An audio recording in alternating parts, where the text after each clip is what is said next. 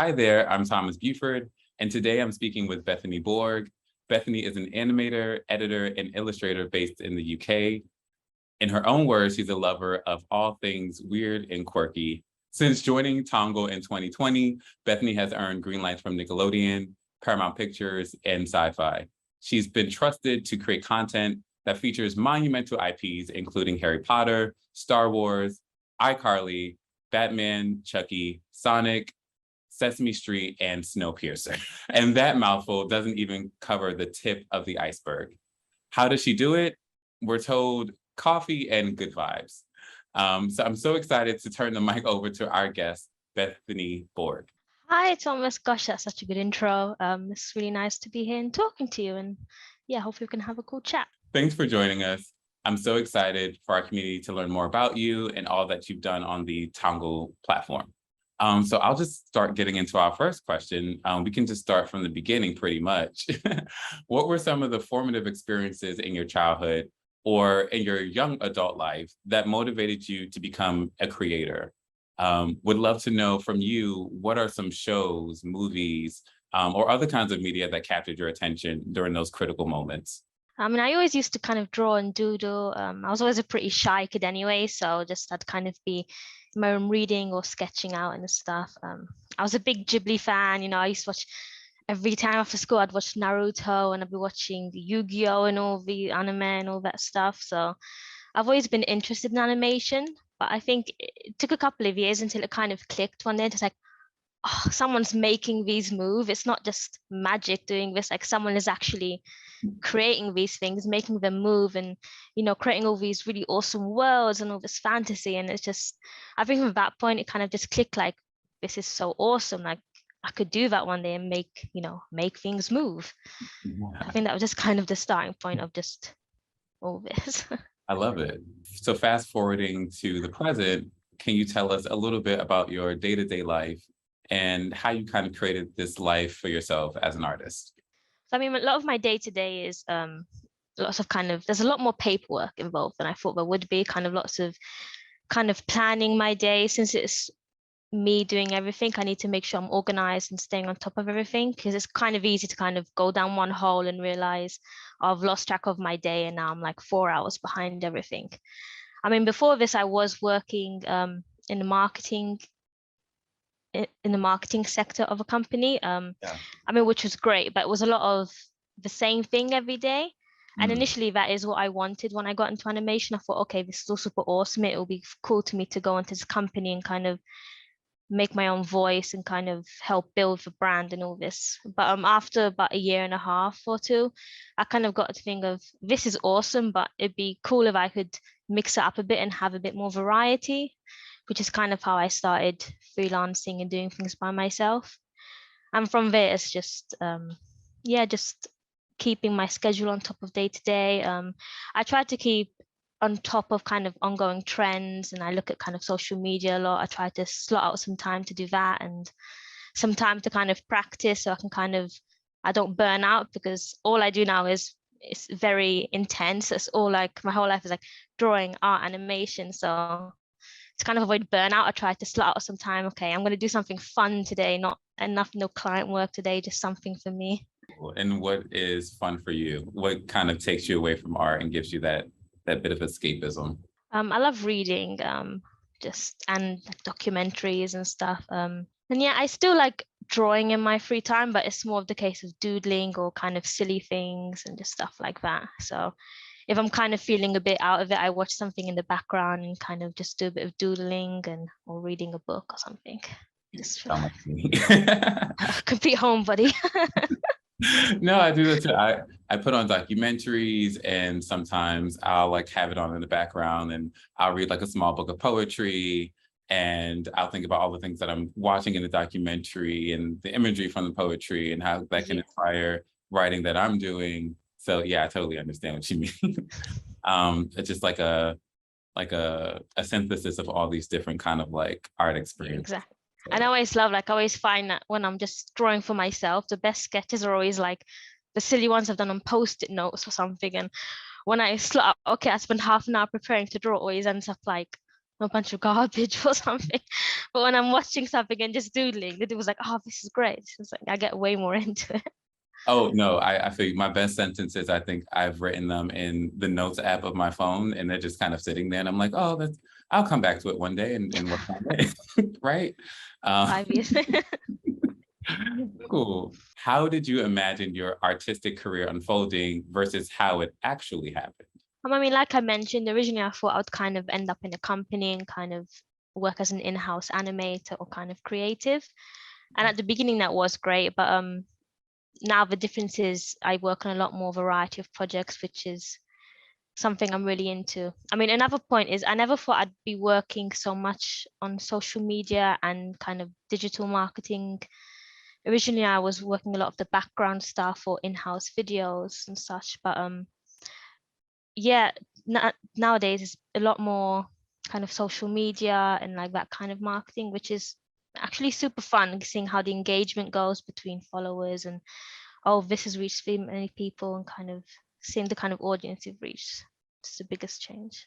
So, do you remember how you learned about Tongal and got started pitching on Tongal? I was actually on holiday. I'd kind of literally just left my full-time work and I was working more freelance. And most of my work was coming through, like my old company was still hiring me and lots of word of mouth and kind of all that jazz. I just Mhm. remember browsing, thinking like, how do people just find like casual side work? Like I've never really thought of it that way, Yeah. since a lot of mine is through existing contacts I was getting on my projects.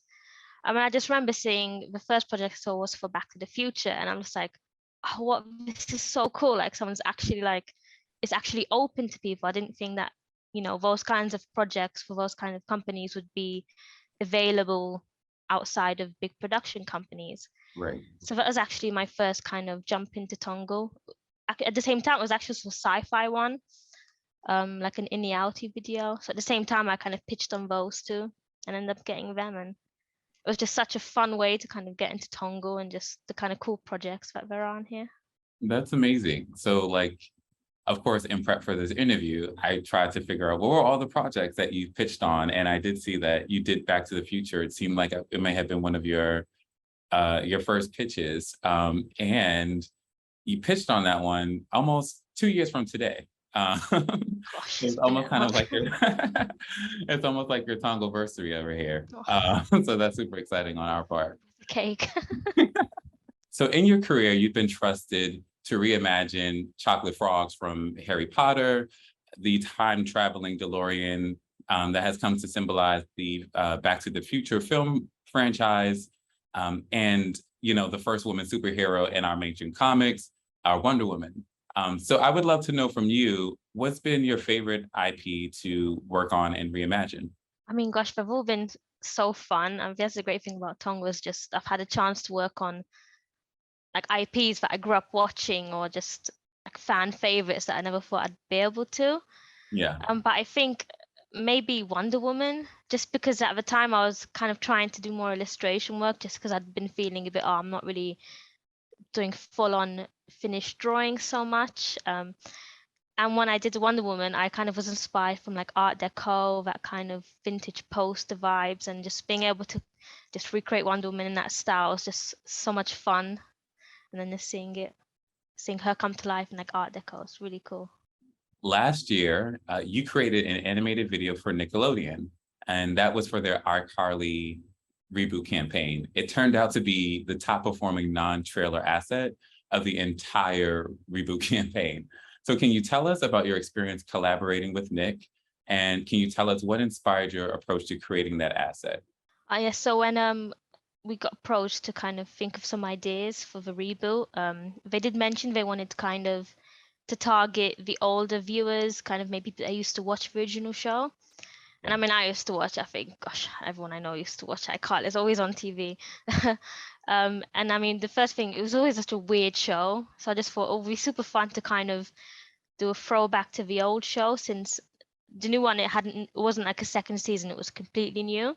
Yeah, So I just thought it might be fun to kind of have those kind of 60-second recap or this show in 60 seconds, or I don't know if you ever watched those YouTube channels where they sell history and of the dinosaurs in 2 minutes and those kind of really condensed things.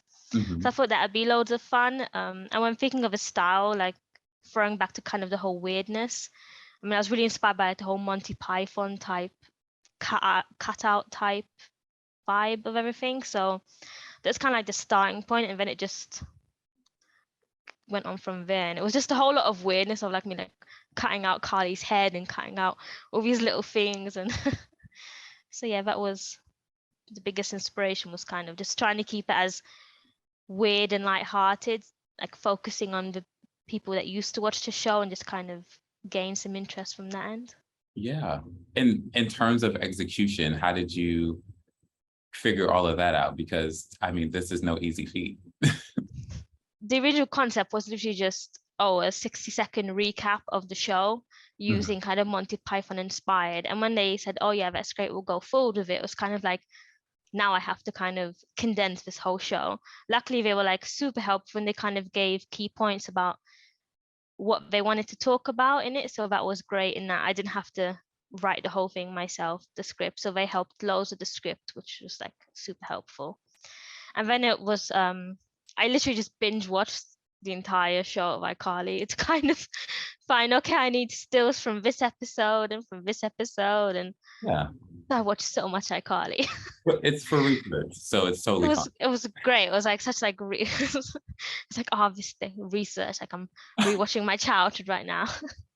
So yeah, I mean, then I just kind of compiled all the kind of clips I needed, all the stills, and then just started putting it together slowly. Originally I had 2D drawings on the faces, which on paper looked good and on the style frames, but when I added it to the video, it looked kind of creepy. So then we kind of had to pull back a bit where, okay, let's not draw over the faces because it was kind of a bit too creepy. So it was kind of finding the kind of line between being too weird and being just weird enough where it's still recognizable as iCarly, and putting across the key points of the show.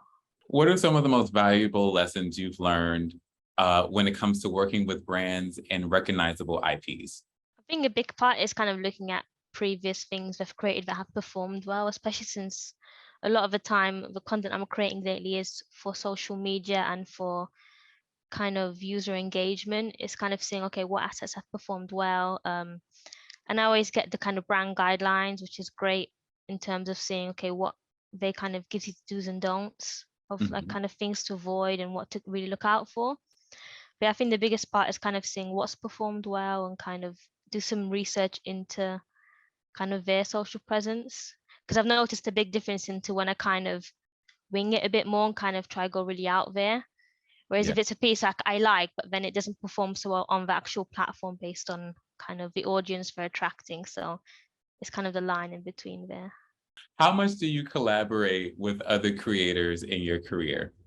Honestly, not that much. I mean, when I've pitched on kind of bigger projects and outside of Tongal, and I have kind of more campaign-based projects, I have a few people I work with quite consistently. But outside of kind of the normal crew kind of that I have on standby, that makes sense. Yeah. I've not really gone too much out of it to collaborate. It's definitely something that I want to get more into, but the kind of projects I've taken on, it's mostly been the same kind of people I'm collaborating with day in, day out. Over the years, have you found that the way in which you collaborate or work with other creators has changed, or has it remained the same?